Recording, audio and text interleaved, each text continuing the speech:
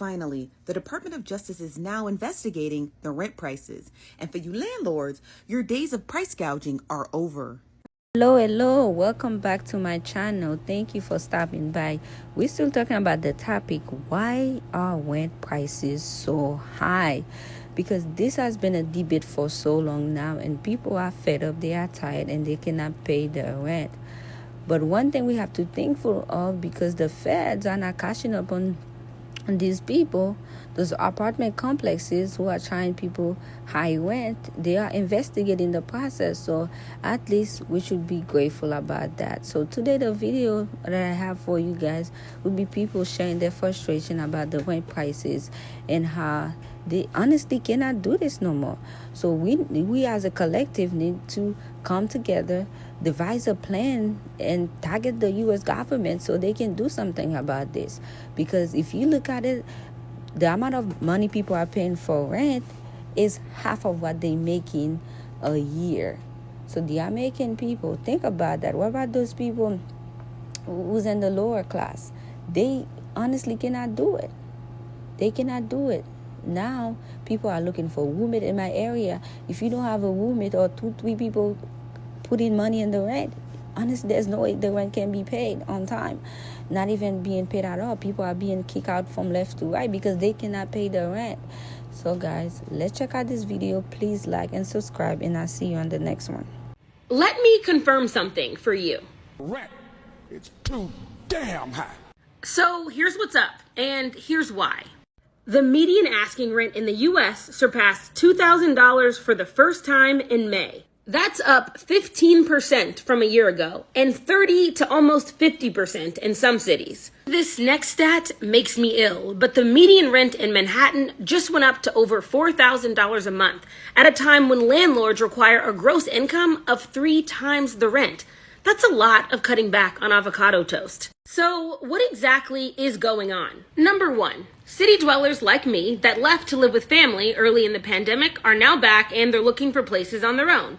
But inventory is down thanks to a shortage of both materials and workers. It's classic supply and demand.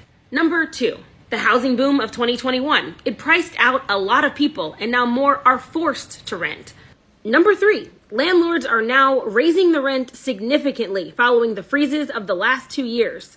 No joke, this is a text from a good friend of mine who just received his new lease. Insane. Number 4, in the Sun Belt, where millennials have been flocking, investors and big corporations are buying almost 30% of the homes that are available for regular home buyers. And then they're renting them out, and therefore playing a pretty big role in setting these ridiculously high rental prices in places that don't normally have them. Finally, the Department of Justice is now investigating the rent prices. And for you landlords, your days of price gouging are over. Now, shout out to Uprise, Rhode Island, because they published a story about how the FBI had raided an office in Atlanta called Cortland Management because of price fixing for rent. Now, the Department of Justice had launched this investigation and then issued out a limited subpoena in order to grab some information about how this property management company by the name of Cortland Management had been fixing the rent prices since 2016. Now, the story actually entails this software called RealPage, and it's a software that is sold to landlords who own like large properties in order to tell them how to determine rent rates. And that's normally fine, except RealPages covers about 60 to 80% of all rental properties across the United States. Now, according to Uprise, the scheme allegedly works by encouraging landlords to adopt the software RealPages pricing recommendations, which most landlords do about 80 or 90% of the time. This coordinated effort amongst landlords to follow the software's suggested drive up rental prices by reducing the availability of units. The goal is to prevent landlords from undervaluing their properties, thereby ensuring higher rents nationwide. So let me break the scheme down to you. So say a landlord has 100 units and the price is fixed at $1,200 a month per unit. Let's just say they're all 2-bedroom units. Now, the landlord goes and gets that RealPages software and it says increase the rent to $1,500 and then make only 20 of those units available, even though the landlord would still have 80 more units to rent. So now me, the consumer, is going to the landlord's property management website and I'm seeing these apartments that are nice, but they're not available.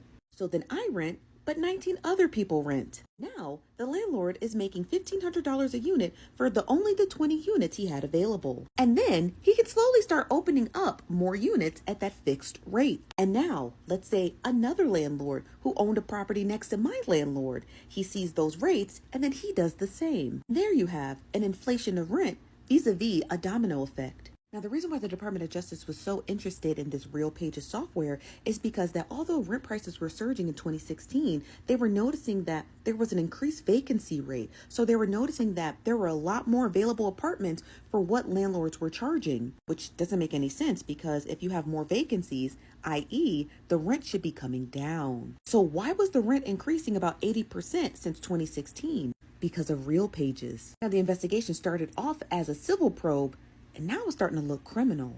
Remember, Real Pages is the largest rental suggestion software in the nation. In the nation. In the nation. So if all of our landlords are using the same software to suggest rent prices, then we got a problem. Because there's got to be a reason why the rent was so high. I'm going to keep you guys updated on this story, and as soon as the Department of Justice launches their first press conference about it, I'll keep you guys posted. I want to know who they're pricing these expensive ass apartments for. Who are they pricing it for? Because there's no way that I can't find a 1-bedroom, 1-bathroom for lower than $2,300 that's actually decent. No roaches, no rats. We should not be in a state where minimum wage workers have to live with 3 to 4 people in order to afford to live. Everyone at minimum should be able to afford to live alone.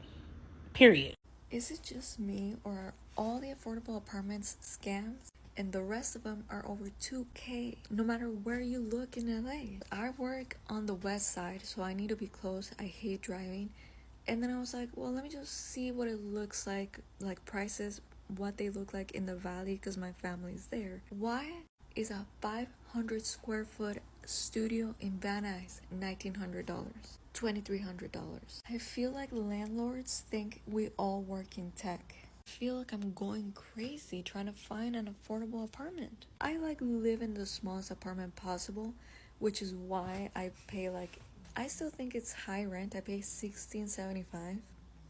But because I'm in the west side, that's actually unfortunately an affordable price. And absolutely everything that's available right now is $1,900 and above. And the 1900 ones are carpeted apartments, which I can't have because I have a pet. Ugly as hell and tiny as hell. 200, 300 square foot. You cannot live. That should be against the law. You can barely fit a bed in that space. And the affordable housing around here will say, oh, you're gonna make less than $88K a year, and it's still $2,023 a month for a 500 or 400 square foot studio. Our landlord wants us to move because he found somebody that's willing to pay $3,000 a month in rent. When we first moved here, our rent was $1,900, and there has been no updates to this house since we moved here. No new refrigerator, no new stove, nothing new to this house, but he can command $3,000 because of how the market is now. And so we're forced to move because he wants to get that for rent. Yes, and now we're trying to get into a market where all the rents have exploded, and it's because of what? Yeah, that's how my morning's going. I would have to disagree that $2,100 a month is damn cheap. And a lot of people have commented this, but it's just not true. So I'm going to explain why. The national average salary in the United States right now is $59,000, and $59,000 after taxes, your take home every month is about $3,800. So if you are a household or a single person living off of that one salary, that rent right there is more than half of what you're making. And that's just the average. So of course there's going to be people that are well below the average who cannot even afford a $2,100 rent that you guys are saying is cheap. Now, I'm not ungrateful at all. I'm blessed that we are able to afford this $2,100 of rent, which we got at this rate because we moved during COVID, during the height at in 2020. We moved there in 2020 during the height of COVID, and they were having a really good deal because they were desperate to get people in. Now, unfortunately, that rent is about $3,000. But why are we normalizing? Why are we normalizing $2,100 a month of rent as being cheap when the majority of people in the United States don't even make enough to afford this type of rent? So many people have roommates. So many people who are families and have multiple children are living in an apartment instead of living in a house, which is what we are saving for. We're never going to own this apartment. We're all just throwing our money away, renting instead of buying. We have no buying power right now as millennials and as Gen Zers. Why aren't we able to afford to buy things like the generations before us did? How come we're the ones that are screwed? I was born and raised in California. It's not going to be possible for me to buy a home here because the average price of houses here, and these are old houses, like 1950s houses, is about $700,000. I thought I made decent money. Last year was the most I ever made, right? I thought that we would be able to afford a house. We're not going to be able to afford a house that's almost $1 million. It's just not going to happen. So I understand people saying $2,100 is cheap. It's not cheap. It's cheaper than other places, but we are all of us are being overcharged for rent, and these houses are insanely expensive, and there's like no chance of most people ever even being able to afford to buy a house in their lifetime. That's sad.